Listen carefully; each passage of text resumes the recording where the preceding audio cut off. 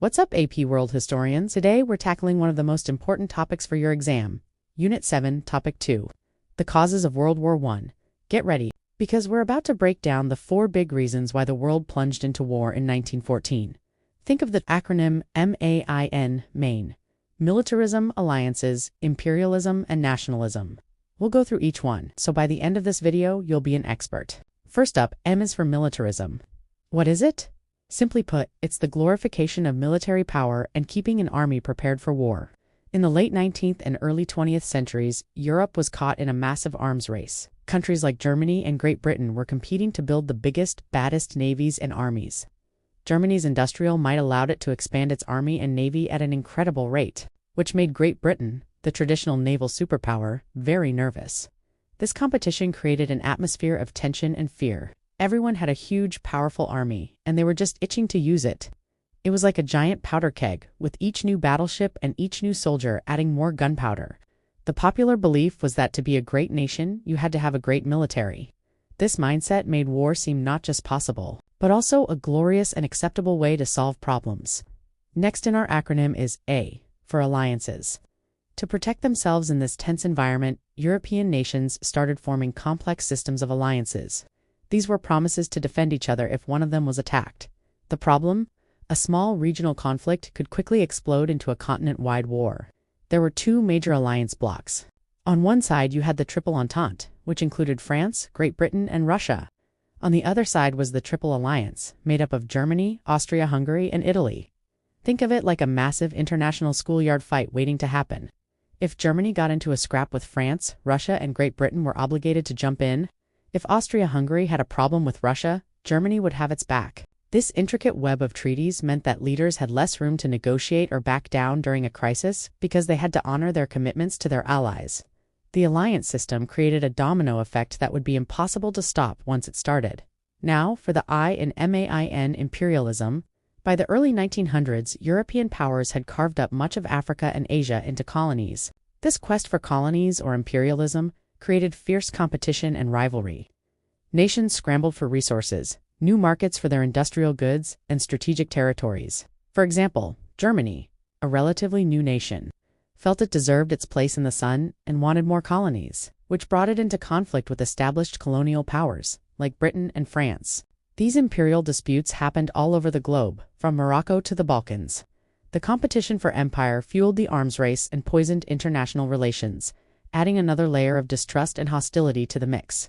Each country saw another's colonial gain as their own loss, increasing the sense of a zero-sum game where war was the ultimate way to settle the score. Finally, we have N for nationalism. Nationalism is an intense pride and devotion to one's nation. On one hand, it could unite people within a country, like in Germany and Italy, which had recently unified, but on the other hand, it could be a massively destructive force.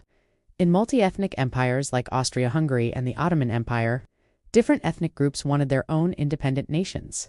Serbs, Poles, Czechs, they all dreamed of self-determination. This was especially explosive in the Balkans, a region often called the powder keg of Europe. Serbian nationalism was particularly strong. Many Serbs lived in Austria-Hungary and wanted to break away to join the independent nation of Serbia. This directly threatened the stability of the Austro-Hungarian Empire. This powerful feeling of us versus them made people willing to fight and die for their nation, and it made compromise between nations incredibly difficult. So, we have militarism, alliances, imperialism, and nationalism all simmering and creating a recipe for disaster.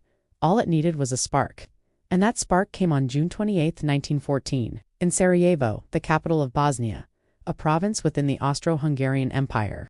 Archduke Franz Ferdinand, the heir to the Austro-Hungarian throne, was visiting the city with his wife Sophie. A young Serbian nationalist named Gavrilo Princip, who was part of a group called the Black Hand, assassinated them.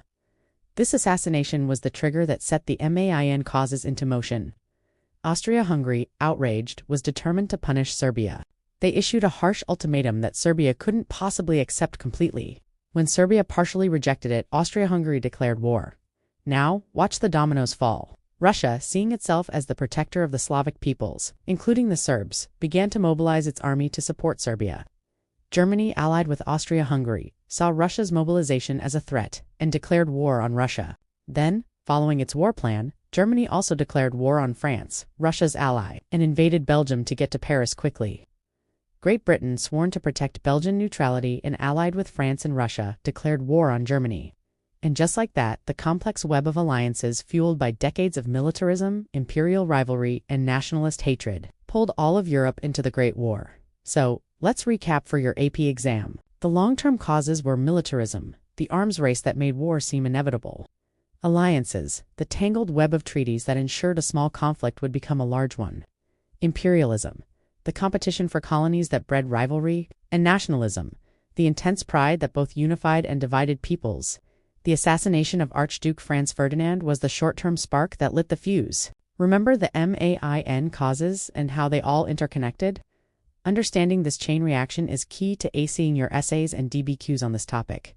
Don't just list them. Explain how they worked together to create the perfect storm for World War I. That's it for our deep dive into the causes of World War I. Make sure to hit that like button, subscribe for more AP World content, and share it with your classmates.